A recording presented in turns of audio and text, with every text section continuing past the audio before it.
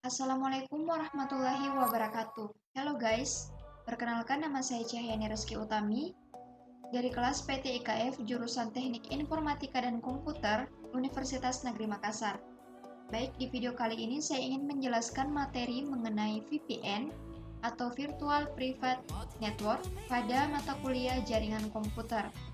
Oke, langsung saja kita masuk ke pembahasannya, yaitu mengenai pengertian dari VPN. VPN adalah perangkat lunak yang memungkinkan penggunanya tersambung ke layanan internet secara pribadi. VPN memberikan akses ke website secara aman dengan jalur koneksi melalui server dengan menyembunyikan jejak data pribadi pemakainya.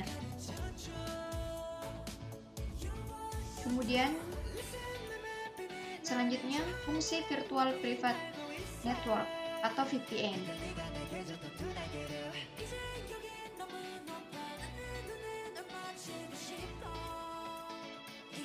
Fungsi yang pertama yaitu confidentiality atau kerahasiaan. Nah, teknologi VPN menggunakan sistem kerja dengan cara mengenkripsi semua data yang lewat melaluinya. Dengan adanya teknologi enkripsi, kerahasiaan sebuah data dapat lebih terjaga walaupun ada pihak ketiga yang dapat menyadap data yang melewati internet bahwa jalur VPN itu sendiri.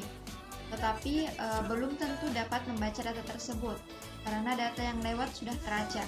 Dengan diterapkannya sistem enkripsi, tidak ada seorang pun yang dapat mengakses dan membaca isi jaringan data dengan mudah. Kemudian fungsi yang kedua yaitu data integrity atau keutuhan data. Ketika sebuah data melewati jaringan internet, sesungguhnya data tersebut telah berjalan sangat jauh melintasi berbagai negara. Dengan menggunakan teknologi VPN ini, data yang dikirim terjaga keutuhan data, mulai dari pengiriman data hingga data sampai di tempat tujuan. Walaupun gangguan terhadap isinya itu baik hilang, rusak ataupun dimanipulasi oleh orang yang tidak seharusnya. Kemudian fungsi yang ketiga yaitu origin authentication atau autentikasi sumber. Dalam teknologi VPN itu mempunyai kemampuan untuk melakukan autentikasi terhadap sumber-sumber pengirim data yang akan diterimanya. Data yang masuk akan diperiksa semuanya dan diambil informasinya dari sumber datanya. Lalu alamat sumber data tersebut akan disetujui apabila proses autentikasi berhasil. VPN menjamin semua data yang dikirim dan diterima berasal dari sumber yang seharusnya. Dalam hal ini tidak ada data yang dipalsukan atau dikirim oleh pihak-pihak lain. Oke, selanjutnya yaitu jenis-jenis VPN. Jenis-jenis VPN di sini terbagi menjadi 3. Yang pertama yaitu akses VPN. Akses VPN atau Virtual Private Dial-Up Network atau VPDN adalah koneksi user to local area network yang digunakan sebuah perusahaan untuk para pekerjanya yang membutuhkan koneksi ke jaringan mereka dari berbagai lokasi remote. Remote Access VPN memungkinkan pekerja untuk mengakses data-data dan segala sumber daya dimanapun mereka berada. Jenis yang kedua yaitu Intranet VPN.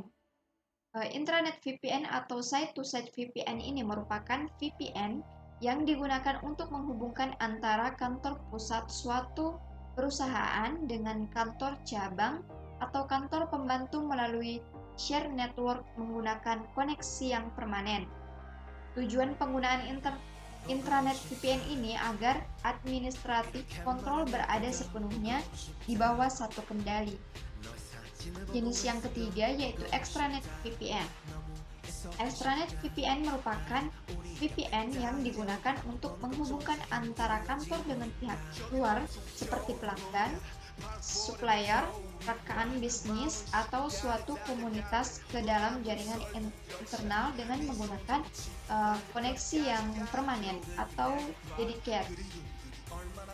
Dengan adanya Extranet VPN ini, perusahaan-perusahaan yang terlibat dalam berkomunikasi serta bertukar informasi secara cepat, mudah, tapi dalam sistem keamanan yang terjamin.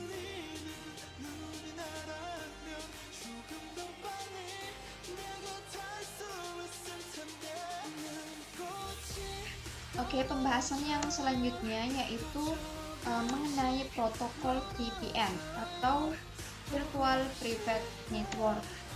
Protokol yang bekerja pada jaringan VPN itu terbagi menjadi 4. Yang pertama yaitu Point-to-Point Tunneling Protocol atau disingkat sebagai PPTP. Point-to-Point Tunneling Protocol ini merupakan protokol jaringan yang memungkinkan pengamanan transfer data dari remote silent ke server pribadi perusahaan dengan membuat sebuah VPN melalui Transmission Control Protocol atau Internet Protocol. Point-to-Point Tunneling Protocol atau PPTP ini merupakan protokol jaringan yang mengubah paket Purchasing Power Parity menjadi Internet Protocol Datagram agar dapat ditransmisikan melalui internet. Kemudian protokol yang kedua yaitu Layer 2 Tunneling Protocol. Layer 2 Tunneling Protocol ini adalah tunneling protokol yang memadukan dua buah tunneling protokol yakni Layer 2 Forwarding milik Cisco dan Point-to-Point Tunneling Protocol milik Microsoft. Layer 2 Tunneling Protocol ini biasa digunakan dalam membuat Virtual Private Dial Network atau disingkat sebagai VPDN yang dapat bekerja membawa semua jenis protokol komunikasi di dalamnya. Kemudian jenis protokol yang ketiga yaitu Internet Protocol Security. Protokol ini merupakan suatu pengembangan dari protokol Internet Protokol yang bertujuan untuk menyediakan keamanan pada suatu Internet Protokol dan layer yang berada di atasnya. Internet Protocol Security ini merupakan metode yang memproteksi Internet Protokol Datagram ketika paket ditransmisikan pada traffic. Internet Protocol Security ini bekerja pada layer 3 Open System Interconnection yaitu network layer sehingga dapat mengamankan data dari layer yang berada di atasnya.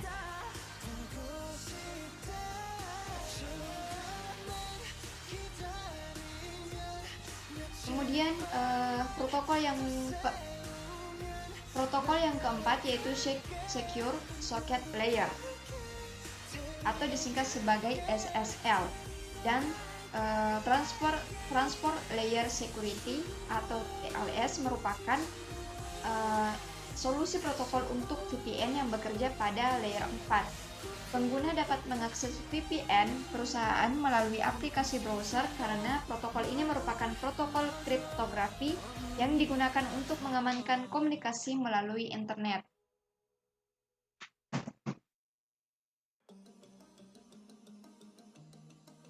Selanjutnya yaitu cara kerja VPN dan penggunaan VPN. Yang pertama, VPN mendukung banyak protokol jaringan seperti PPTP, L2TP, Internet Protocol Security, dan SOCKS.